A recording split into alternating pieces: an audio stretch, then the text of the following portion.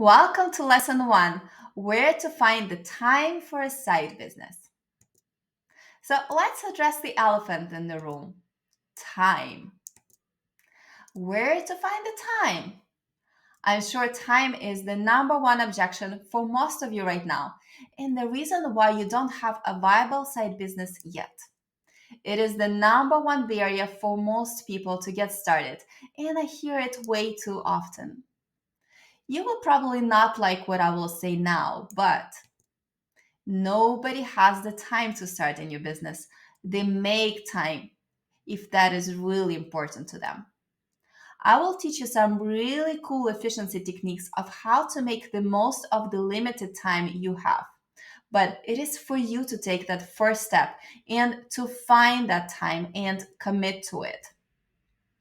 I know so many busy entrepreneur moms, for example, who wake up 1 hour early to work on their business project or allocate 30 minutes per day after they put their child to sleep to do the work that contributes to their long term goals.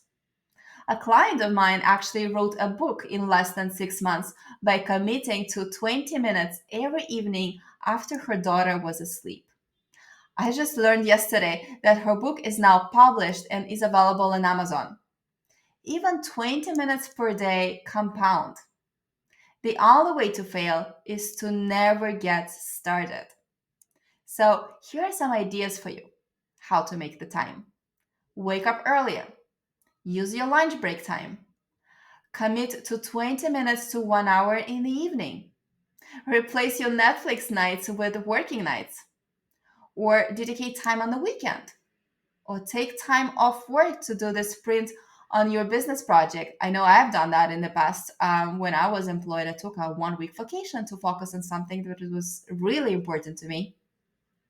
So even 20 minutes a day compounds if you get started and commit to daily action. Here's my own example. I started working on my third company when my baby turned 3 months old.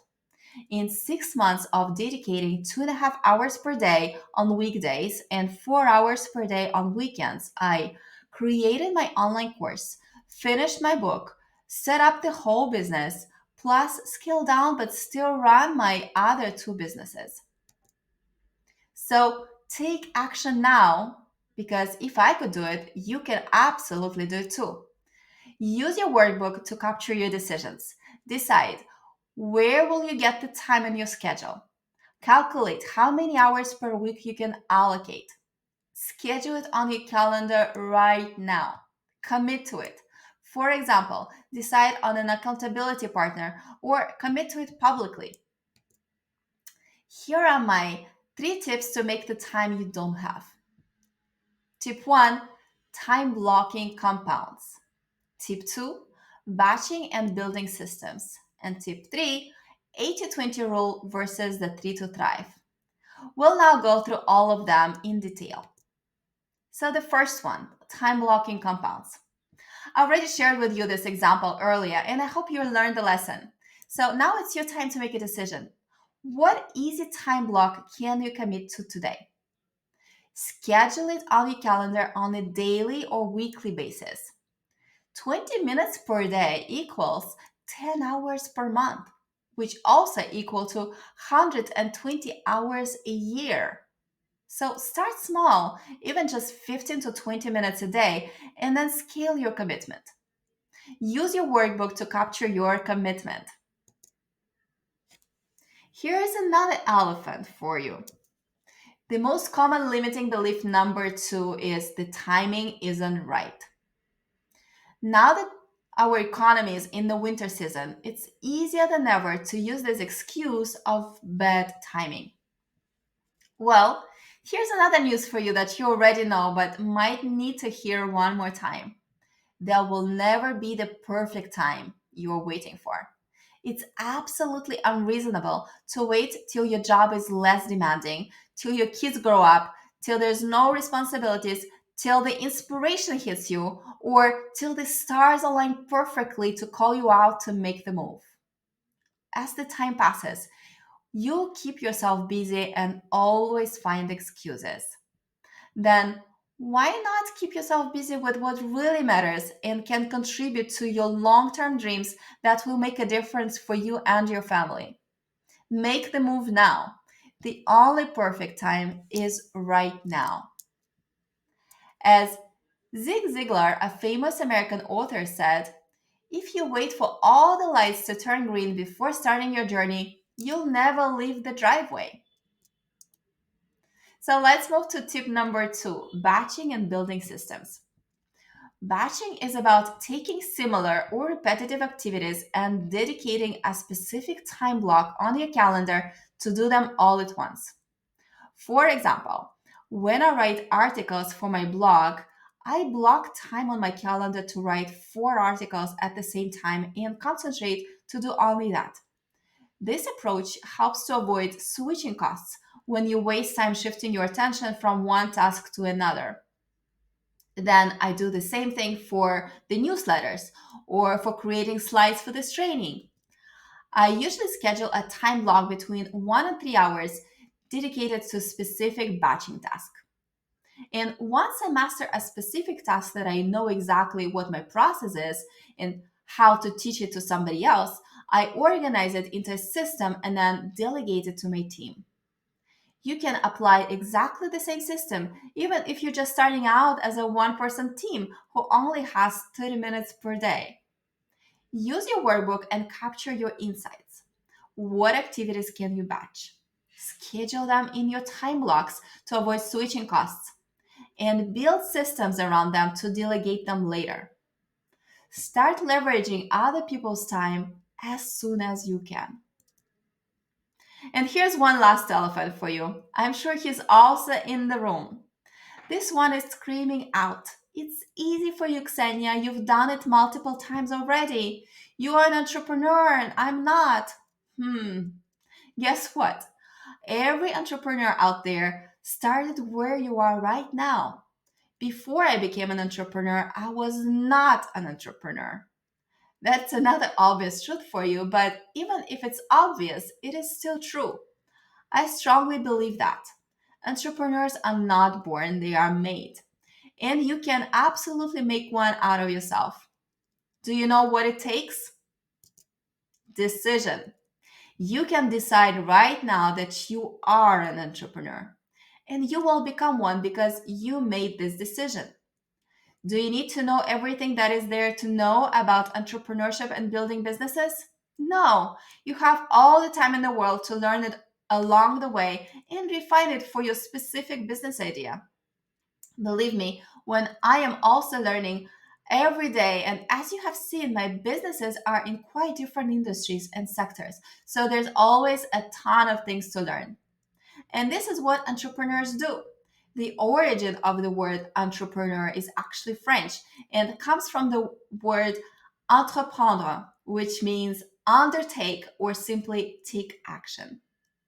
So, as soon as you take the first action towards your business goal and keep taking it on a consistent basis, you are an entrepreneur and you have absolutely no excuses to say that you are not. Now, the action needs to be taken in the right direction, obviously. That is why I love the next techniques I'm going to share with you, the 80-20 rule and the 3 to thrive. So now that you've identified where on your calendar you will dedicate time to building your business in the after hours, plus understood the principle of batching tasks and organizing them into scalable systems to go faster, now, the last step to optimize your limited time for the maximum impact is to decide what you focus on. The 80-20 rule states that you only focus on activities that create 80% of impact in 20% of time. Considering that you only have the 20% of time to work on your side business, or even less, it means that your focus should be only on the things that really move the needle and propel you forward. The tool I use for myself and also with my teams in all my businesses is the 3 to Thrive that I learned from Tony Robbins in his Business Mastery course. It consists of deciding on the top 3 tasks that will propel you forward the most that week. So the 80/20 category, or that month, or that quarter. So I do it first for the quarter, deciding what are the top three outcomes that I want to achieve that quarter. Then, based on these top three outcomes for the quarter, I decide what should be my top three to focus on in each month in order to be able to achieve my top three for that quarter. So, basically, splitting my top three quarter tasks into 9 subtasks. Then, for the first month, I look at the list of those three to thrive and decide what should be my top three priorities for each week to get there at the end of the month. And then every single task I do should contribute to my three to thrive for that week. If I'm doing something that is not aligned with achieving my top three goals, I simply don't do it or ask somebody else to do it. That's a rule for me.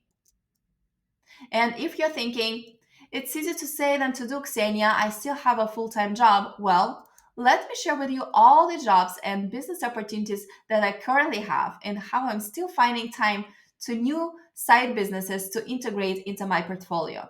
Besides, when my daughter was born, I decided to work a 4-day work week. So everything you see here, I do in approximately 30 hours per week. And I also take 6 to 8 weeks of vacation per year. I still run my tech business through VPN for about 10% of my time. I work as a business coach at INSEAD and as an executive coach for about 20% of my time. I run my online training business, which includes my signature program, Mastering Startup Ideas, for about 50% of my time. And in the remaining 20%, I fit everything else I'm passionate about: mentoring startups, speaker engagements, workshop facilitation, plus the new activism adding up, like launching my podcast and my book, Weatherproof Business, plus being more active in the angel investing community. And believe me, if I can do it all with a 1 year old at home, you can do it too. So, what should be your three to five for the quarter, for the month, and for the year? Use your workbook to write them down right now and schedule it on your calendar. It is the first step to taking action.